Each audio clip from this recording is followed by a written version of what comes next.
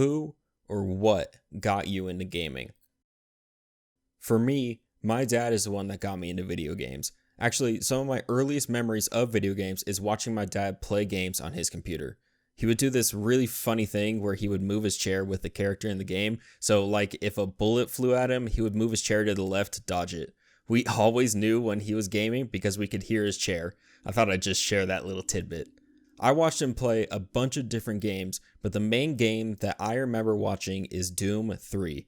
I would help him by pressing F5 to save his game while he was surrounded by demons. Watching him play Doom 3 are some great gaming memories. So you may be asking yourself why I'm telling you this. Well, Doom 3 was released all the way back in 2004, and in 2016, a new Doom was finally developed and released by id Software and published by Bethesda. The game had a very long and hard development cycle, with it being restarted, changing it to be a reboot, and stuck in development hell many times. With the release of Doom Eternal, I wanted to take a look at this new Doom and see if it lives up to those memories that I have of watching my dad play Doom. So, the question I am asking today, is Doom 2016 a winner or sinner?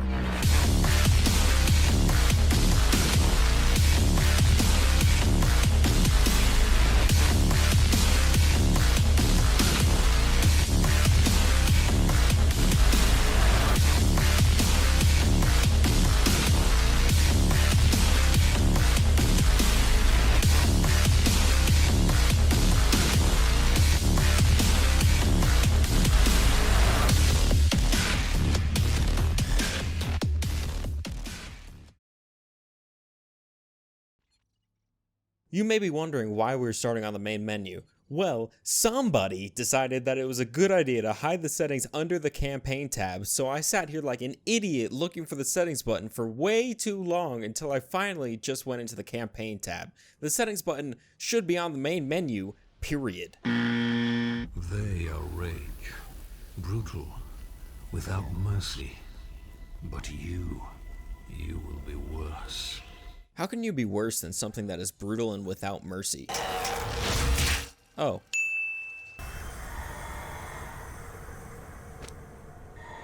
Gotta get all those smudges off the helmet before blood gets smeared all over it. The satellites may be offline so we can't get these readings, but this is a demonic invasion from hell. Pretty sure we can smack that threat level up to high, no problem. Damn, the glory kills feel so good and powerful. I'm willing to take full responsibility for the horrible events of the last 24 hours, but you must understand. Our interest in their world was purely for the betterment of mankind.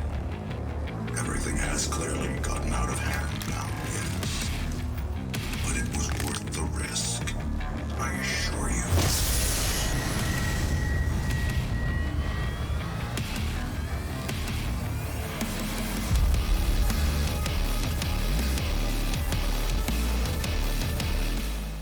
Man, the music makes this intro badass as hell. This will not be the last time the music gets a win. Also, kinda subtle, but I like when Hayden said everything was for the betterment of mankind. The Doomslayer looks at the dead person and then gets pissed. Sets up the differences in opinion between Hayden and the Doomslayer really early. Ah, the classic doors that require you to find a key card to slow down your progress. You can find these little Doomslayer action figures, and I guess it's cool to have collectibles and stuff, but I just really like finding them so I can hear the original music.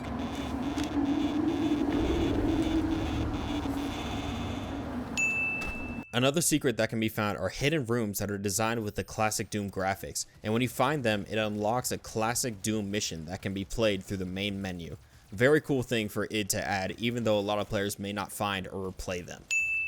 I'll talk about the combat more a little later, but just as a teaser for my thoughts, the combat is bad fucking ass. Welcome to the UAC. Now 221 accident-free days. Oof. Hello, I am Vega, the sentient intelligence assigned to Mars. After running diagnostics on the Praetor suit, it appears that I can activate optional challenges that, when completed, will assist in upgrading your arsenal at an accelerated pace. I have added a tracking component to your dossier. How the hell can Vega activate these challenges? Did they put Vega in the Praetor suit, or does the suit just have Bluetooth enabled? Oh, that one felt good.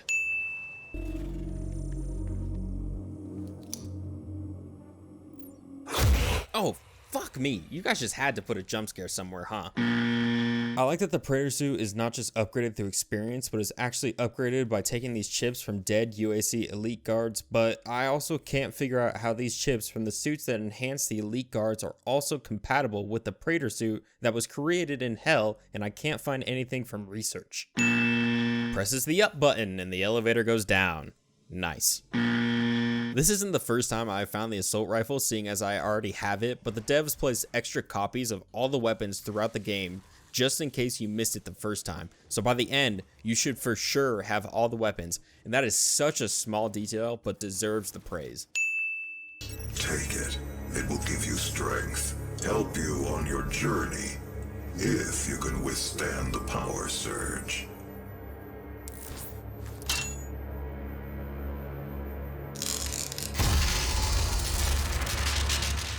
Love the animation for the Argent cells. Crushing it to get more power makes you feel so badass, which is how most of this game makes you feel. I feel I should apologize for what's happened here. You feel like you should apologize? You are the head of a dangerous facility that experiments with energy from hell and let one of your employees go down the rabbit hole and release a hell wave that turned most of your employees into demons, and now you expect me to fix everything and you only feel like you should apologize? I'm going back to sleep until I get a sincere apology. After running more diagnostics on the active Praetor suit, it appears that I can accelerate the upgrading of your arsenal by measuring your combat effectiveness. I have added a tracker to your helmet's display.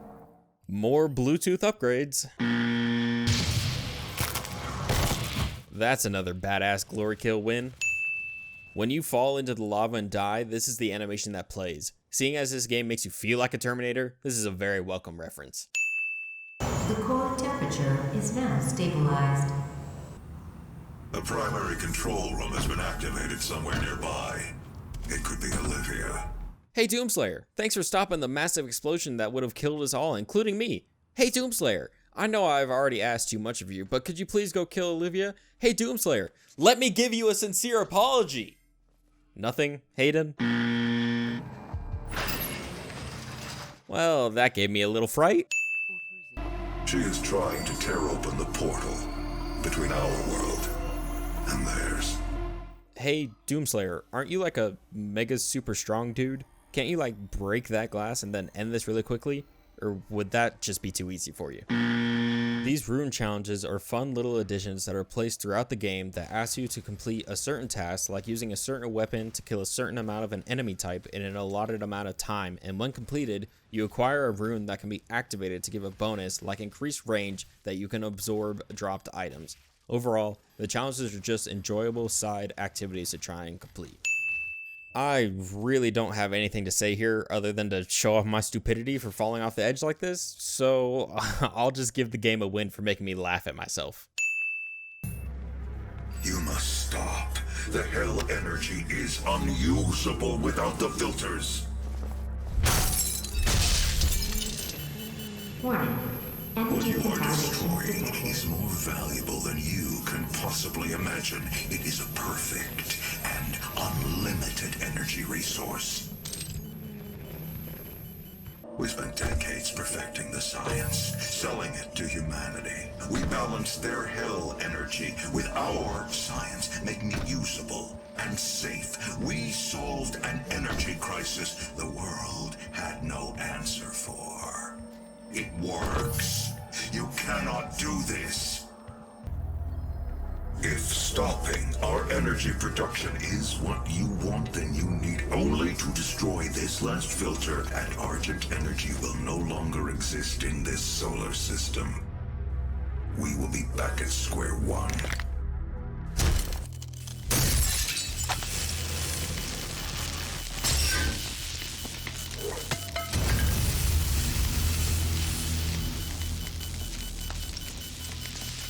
You have no idea what you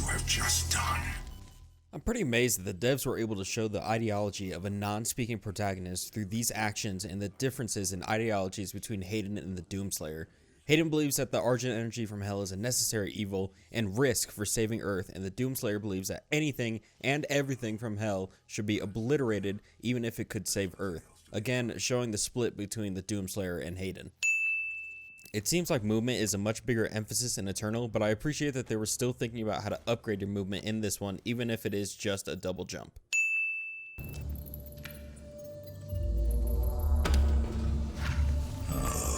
That's an Argent accumulator she's carrying. She'll try to use it to open a portal manually into hell. While the Argent Tower is non-functional, a connection to their dimension is still viable. We are at great risk, Dr. Hayden. Again, I would like to point out, Doomslayer, that with everything under your belt, you could probably barrel your way straight to Olivia instead of trying to find a way around, but whatever, you do you. I hear that there's more in Doom Eternal, but this Doom actually had some very basic platforming sections like this one, and it's a nice break between the combat while still keeping the pace flowing. Fuck, that is brutal. Alright, if you're gonna give me a double jump, then you should let me break my fall with that double jump. This should absolutely not kill me in any way, shape, or form. This is not the end! It's only the beginning!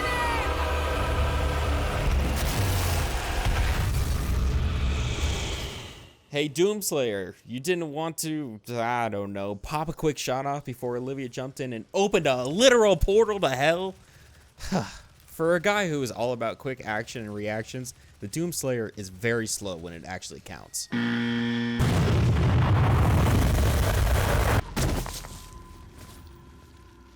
Toto, I have a feeling we're not in Kansas anymore. Alright, now that we've gotten to the point in gameplay where I have most of the weapons, it's time. Let's talk about combat. id Software has coined this combat as push forward combat. Basically, instead of crouching behind a wall and peeking up every once in a while to shoot at an enemy until you get hit, and then you crouch behind the wall again and wait for your health to regen, or in other terms, boring as fuck combat, id encourages you to get in the face of these demons and jump around the combat arena like the badass you are.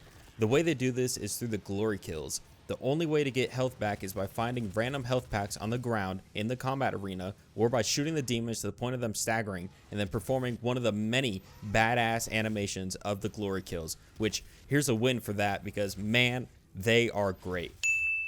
Doing these glory kills gives you health back from the demons, so to stay alive you have to keep moving and performing glory kills, and again, this push forward combat just makes you feel like an unstoppable killing machine. So here's a win for that style of combat. And then the weapons. Oh man, the weapons. In total, the game has 10 different weapons that can be used, including the BFG and the chainsaw. Throughout the game, drones can be found that will give the player a choice to unlock an alternate firing mode for a certain weapon. Examples of these alternate firing modes are micro missiles for the assault rifle, or a lock-on for the rocket launcher that fires 3 rockets simultaneously. Almost all weapons have the base firing mode, plus 2 different alternate firing modes that can be unlocked through these drones. That means there is at least 23 different ways to rip and tear your way through demons. You won't get that kind of variation in a lot of other games. Probably the most important thing to this combat is the music. Honestly, without this heavy metal music, the combat would be a completely different experience. The most badass you will feel during this game is ripping through the demons with glory kills while heavy metal music plays in the background. So here's some wins to the composer Mick Gordon for taking this combat to the next level. And those 3 things, the push forward style, the variation of weapons, and the music, are what make this combat for me and why I love it so much. So here's one more just because I love it so much. Now that we have talked about my favorite thing in this game, let's talk about my least favorite, which is kind of a weird one. I'm very much the type of player that likes to search every nook and cranny of an area, and since this game has so many collectibles and upgrades that can be found, there is no exception here. However, I get this really weird feeling while looking for collectibles. The best way that I can describe it is it feels like I'm taking a 100 question test with only 30 minutes to complete it, and whenever I stop on a question for more than 30 seconds, I get the feeling that I get when I look for collectibles in an area.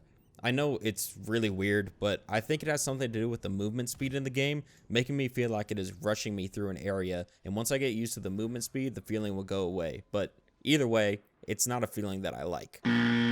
I'm normally not much of a graphics guy. If it's got a good story and gameplay, then I don't care what it looks like, but I would be a fool not to mention how good this game looks. Just the graphical fidelity alone is incredible, but also the design for Hell and even the Mars station is stunning.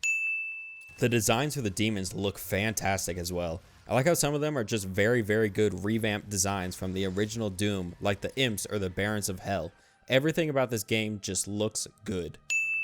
You can find these stone tablets in the Hell sections that give some of the mysterious background of the Doomslayer. I think the lore of this game is really interesting, so these are a nice addition. There's no place like home, there's no place like home, there's no place like home.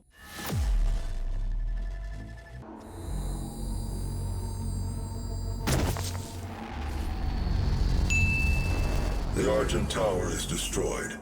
The portal can no longer be closed from this side. The Hell energy flows from a location in their world we call the Well. But you've returned. The only flesh and blood to walk between dimensions. So there may be a way. Didn't you travel between Hell and Mars as well when you found me? Why does the flesh and blood have to go on the suicide mission? Olivia has an artifact in her private lab that we've been studying for years. I believe you can use it to find the answers you seek. It bears your mark. Olivia's personal laboratory is not part of the registered facilities database. Alpha level clearance will be required to locate it. Granted. You can access her Lazarus facility from the north sector of the Advanced Research Complex, about 80 kilometers away. 80 kilometers away? Could we not have designed this facility a little closer together? Look at all this empty space with literally nothing in between. Why is this necessary? Existence. Perfectly timed shots. How did this Pinky die? From what we've seen from the echoes that we have been following to find the key for the tram, this Pinky was very much alive and now he's just dead. You can flush these toilets by walking up to them. That is a win for sure. I got a bug where the door wouldn't unlock because it thought there was some demons in the room after I cleared it out. I had to restart from my last checkpoint to progress through it. Nice one, bud. Do not be alarmed by the system update. It is a prototype of our interdimensional tether, a means for me to pull you back from Hell. I'm sorry for the jolt, but I didn't think you'd allow its installation voluntarily. Alright, that's it. I'm disabling the Bluetooth.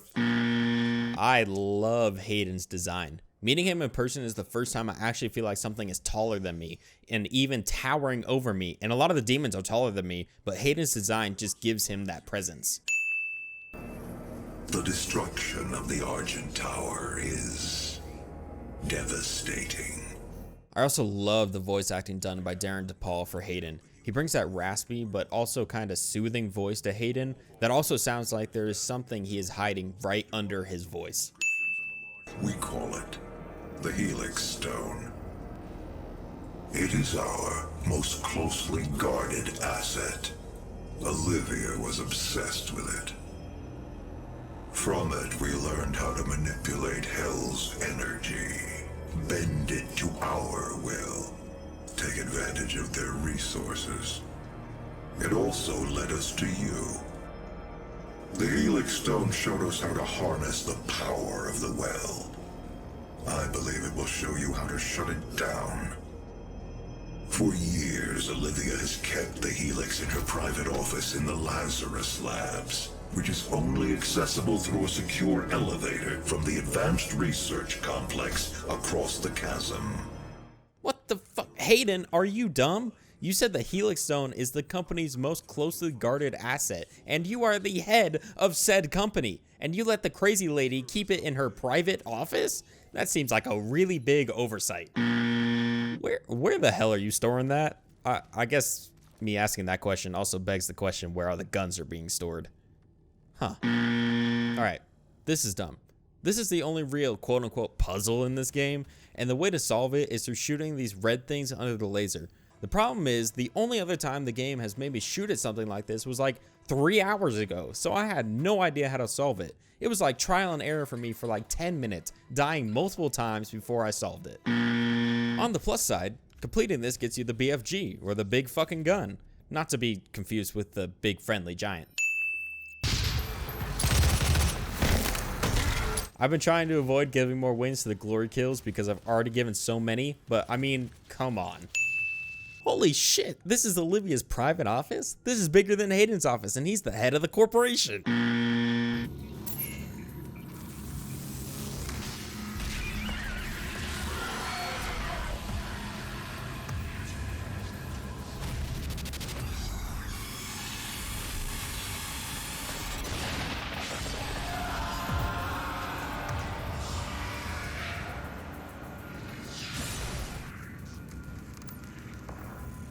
The Crucible. That's what she was looking for. What? How do you know what I just saw? Didn't those images of the Crucible appear in my mind? Does this Bluetooth connection have screen sharing on? It is located in an uncharted region of the Titan's realm, but we'll need to rupture another Argent accumulator to create the portal. The only accumulator in this sector is in specimen CD 587. I love that menacing laugh, and I'm also worried by that laugh at the same time. I pulled you from that tomb in the Canninger Sanctum for this reason. I knew she was weak. Our work doesn't come without risks, and I released you from your prison to help mitigate those risks. I knew that in the event of a catastrophe, you'd be the only thing that could stop them. I think that might be the nicest thing he's ever said to me.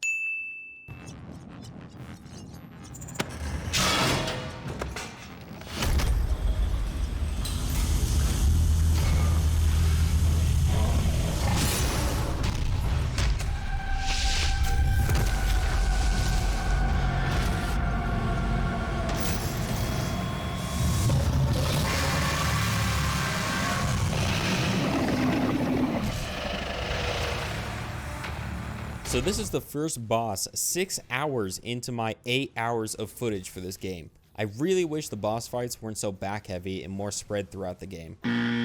Apart from the boss fights being back heavy, I don't hate the idea of having boss fights in this game. I think the design of the boss attacks and how you fight them isn't bad. However, the problem comes in when every 5 seconds the boss drops ammo for you. So the entire fight, I can just spam my Gauss cannon, making it ridiculously easy and getting rid of any variety that we have seen from the majority of the game.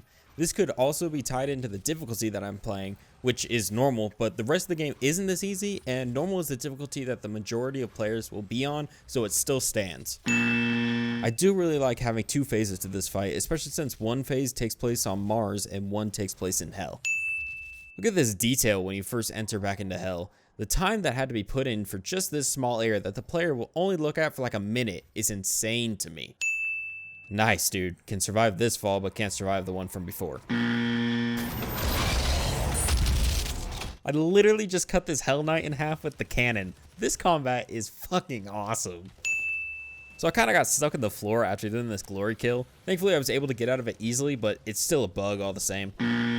Again, another easy boss fight because I can just spam the Gauss cannon with all the ammo handed to me. Even in the second phase with 2 of them, it's still the same game. Play keep away and spam the cannon. This is my primary operating facility. It is where I was created and where my core processing unit is maintained. It takes approximately 2.4 terawatts of power to sustain my operational capabilities, but it has been decided that we can use that power to send you to the source of the portal. I will not survive the procedure and am unable to self-terminate, so I will walk you through the process. Self-sacrifice. My vital operating systems are now vulnerable. I recommend destroying my coolant system first. This will accelerate the destabilization process. I'm gonna be honest, I was expecting the classic protagonist tries to kill the AI and the AI turns evil and tries to kill you route, but not only is that not here, Vega even tells you how to kill him. Complete 180 from what I expected. We have your destination set to the well's location. Now use the crucible to power it down, and the portal here on Mars will be closed permanently. They will not allow access to the well without a fight. But I'm sure that's what you're looking for, isn't it? Damn right. Shouldn't this room basically be hot enough to burn right through the Doomslayer? I mean, earlier when he fell in lava, he died from that, and a hologram from before said that Vega's core was like way hotter than the sun, and we just destroyed a lot of coolant, so... Aw, the Doomslayer made a backup of Vega. The murderous killing machine has a heart. In this final mission, you have to shut down 3 different wraiths with the crucible to close the portal, and before each one, there's a huge battle that you have to get through. These fights with numerous demons trying to kill you are some of the best and really make you feel like a badass because of how many demons there are getting in your face, but you just slaughter your way through all of them with a badass score in the background.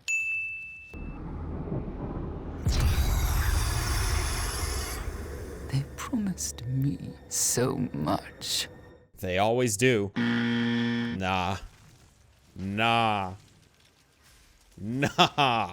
Cool design, but I do not fuck with that. Thankfully, this is the best boss in the game because it very rarely gives you ammo back, so you are forced to use all the weapons in your arsenal, almost to the point where I had to pull out my pistol. Night night.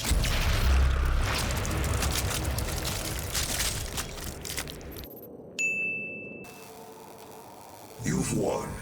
It's over. You stopped the invasion and closed the portal. But it's come at a price. Argent, Vega, this entire operation. You see, I've watched you work, come to understand your motivation. You think the only way is to kill them all, leave nothing behind. And you may be right. But we can't just shut it all down. Without Argent energy, it will be worse. I don't expect you to agree.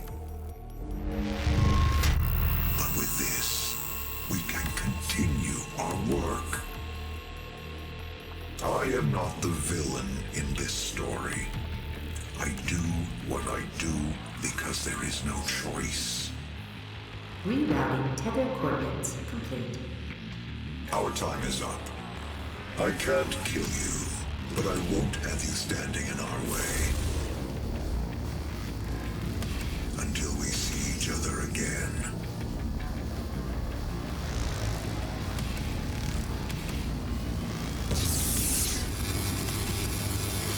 Oh my god, I totally didn't see that coming.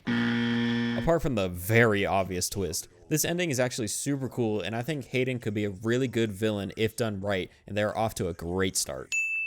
Also, these credits, badass.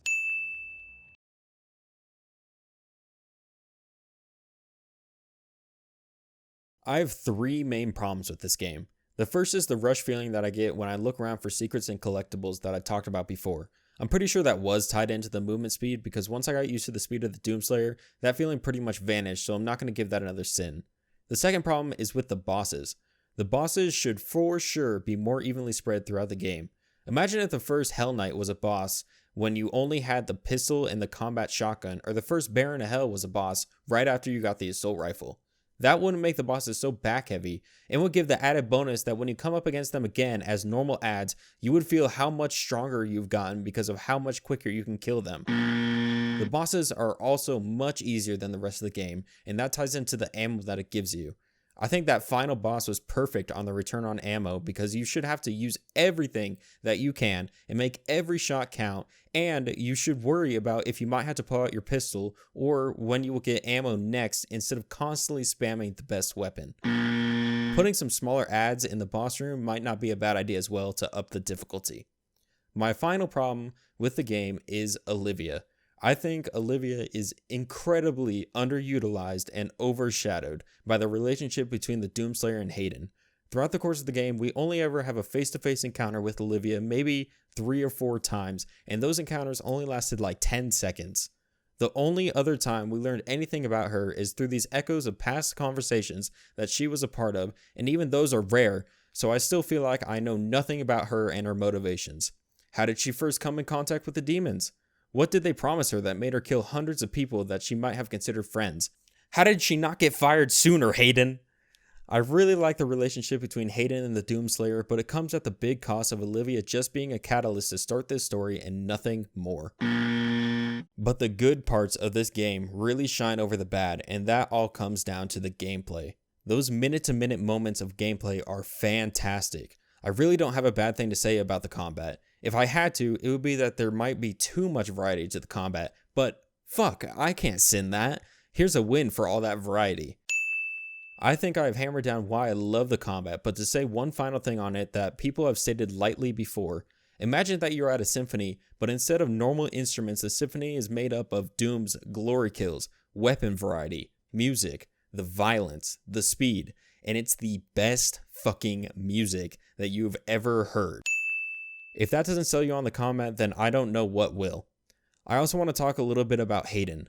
The best villains in any story are the crazy ones that you never know what they will do next, like the Joker, the ones you can sympathize with, like Killmonger from Black Panther, or the villains that are doing the wrong things for the right reasons and believe that they're the hero, not the villain, like Thanos or Hayden. This is why I love the setup for the fight between the Doomslayer and Hayden, and I hope that they do it justice. I'm also just really interested in the lore of this game, and there is just enough here to make me want more. Who is the demonic voice that you hear throughout the game, narrating the Doomslayer's backstory, controlling Olivia, and telling the demons what to do? Who are the Night Sentinels that help show you the way on the last level in Hell? Who is the Seraphim that gave the Doomslayer his strength and speed? The biggest question, who really is the Doomslayer? Is it the same Doom Marine from Doom 64 that stayed in Hell? Like I said, there is enough lore here that makes me interested and makes me want to know more. So with all that being said, is Doom 2016 a winner or sinner?